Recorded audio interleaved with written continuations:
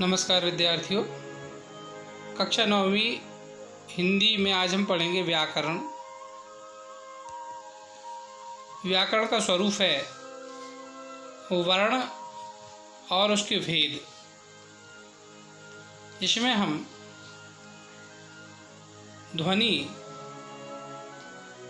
और वर्णों के बारे में अध्ययन करेंगे। आइए सबसे पहले हम समझेंगे ध्वनि क्या है। ध्वनि की परिभाषा आपके सामने प्रस्तुत है। ध्वनि झंकार या नाद, यह आपस में पर्यायवाची शब्द हैं। जब किन्हीं दो वस्तुओं में टकराव, भंजन अर्थात टूटना या घर्षण अर्थात घिसना हो तो कर्ण इंद्रियों में कंपन का अनुभव होता है।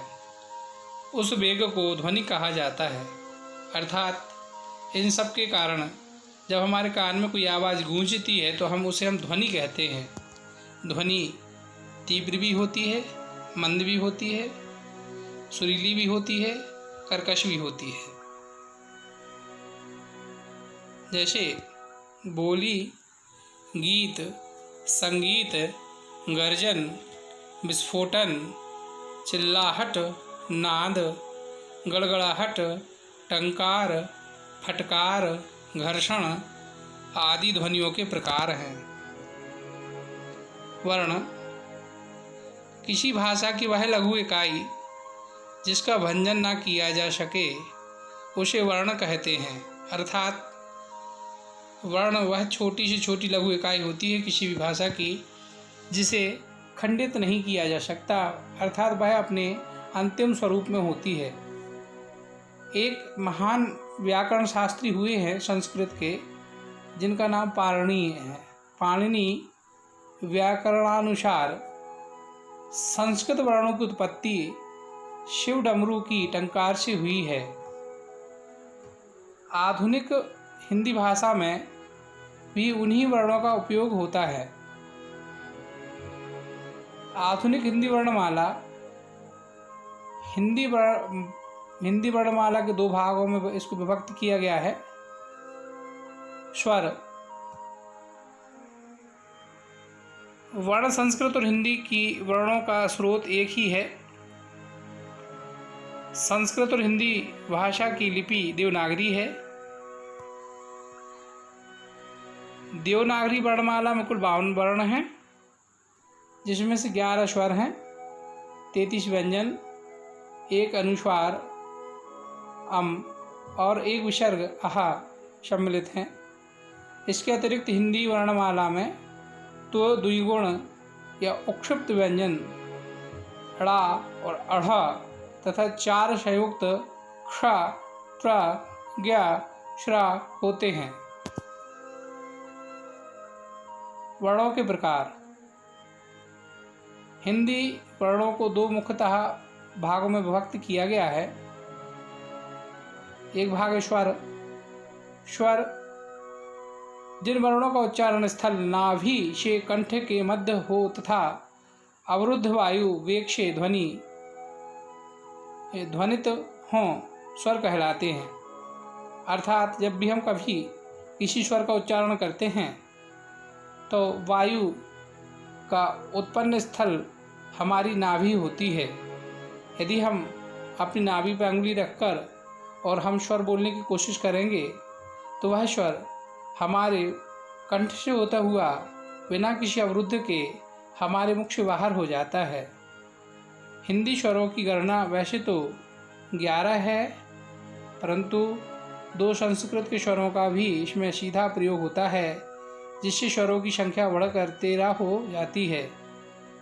इन्हें भी 3 भागों में विभक्त किया गया है। मूल स्वर यह स्वर एकल स्वरूप हैं। इन्हें भी 2 खंडों में बांटा गया है। लघु स्वर वो होते हैं जिन्हें बोलने में आधे पल का समय लगता है। आपके सामने 3 लघु स्वर दिए हुए हैं, इनको हम बोलेंगे अ, इ, उ और दूसरा है ह्रस्व। ह्रस्व स्वर ऋषि स्वर आता है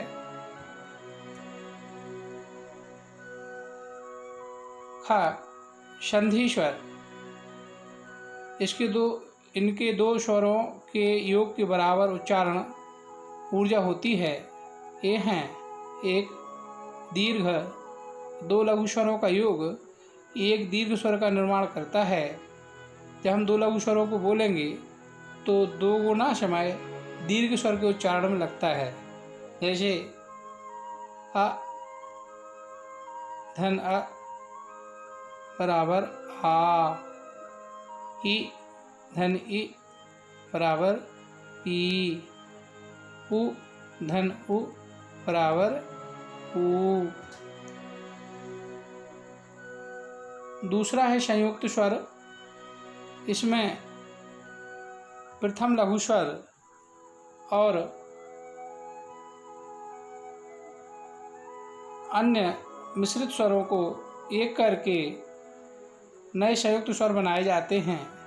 इसमें पहला अ धन ई बराबर ए, अ धन ए बराबर आई, अ धन उ बराबर ओ, अ धन ओ बराबर औ। ग आयोगवाह ध्वनियाँ यह संस्कृत से सीधी हिंदी में प्रयोग में आई हैं। अनुस्वर अम और अह को स्वर में नहीं गिना जाता है। इन्हें अयोगवाह ध्वनियाँ कहते हैं क्योंकि इनका हिंदी के मूलतः स्वर ही तत्सम रूप में इनका प्रयोग होता है। अर्थात जब इनको हिंदी में प्रयोग किया जाता है, चूँकि हिंदी तद्भव रूप में प्रयोग होती है, पर ये अपने मूल तत्सम मतलब संस्कृत रूप में ही प्रयोग में लाए जाते हैं। व्यंजन, इसकी परिभाषा।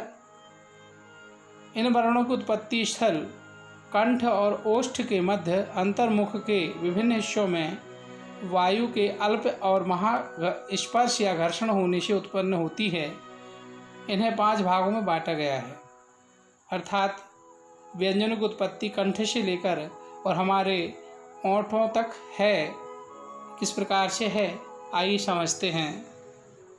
आ वर्ग व्यंजन, इनकी संख्या 5 है जो निम्नानुसार है। कंठ, ये कंठ से उत्पन्न होते हैं। इनकी उत्पत्ति स्थल कंठ या गला है।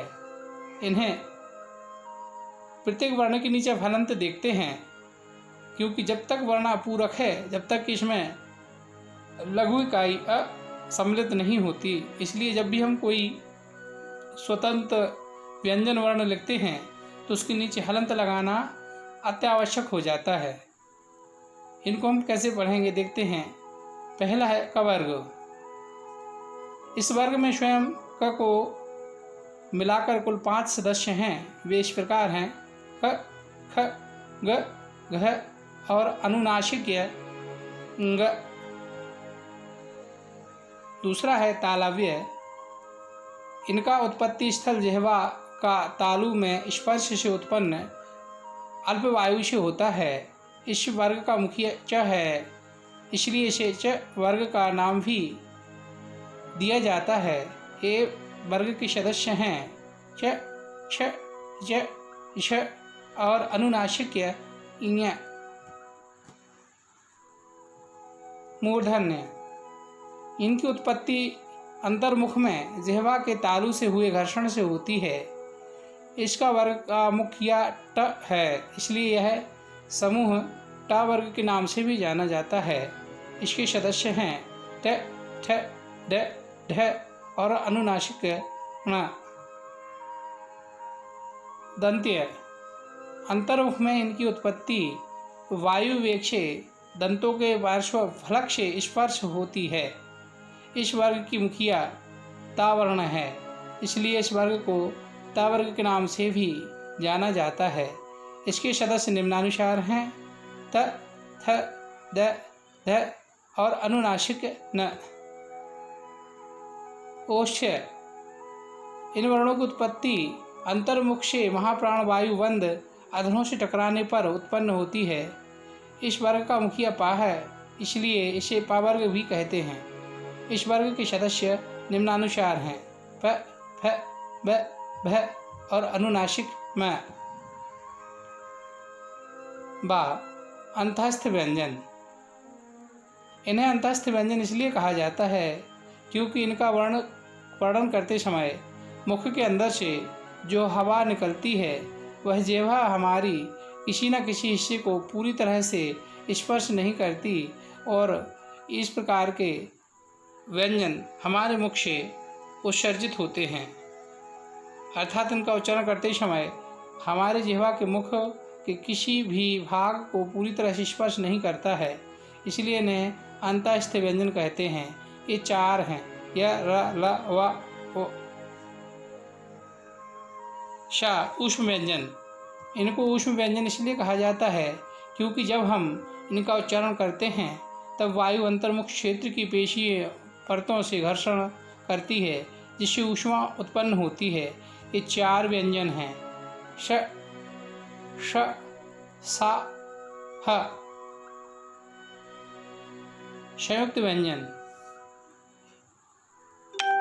इन व्यंजनों का निर्माण 2 व्यंजनों से मिलकर होता है या इन व्यंजनों को उच्चारण में 2 व्यंजनों का संयुक्त बोध होता है, इसलिए इन्हें संयुक्त व्यंजन कहते हैं। ये 4 व्यंजन हैं: श, क और श 2 व्यंजनों को मिलने से बनता है। त्र, त, र, य, या, य, श्र, श, र।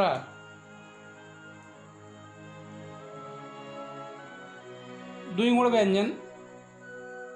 इन व्यंजनों में 2 गुण पहले दोनों टावर के समूह के सदस्य हैं, दूसरा इनके उच्चारण में जिह्वा को तालु से झटके से टकराया जाता है, तब इनका उच्चारण होता है।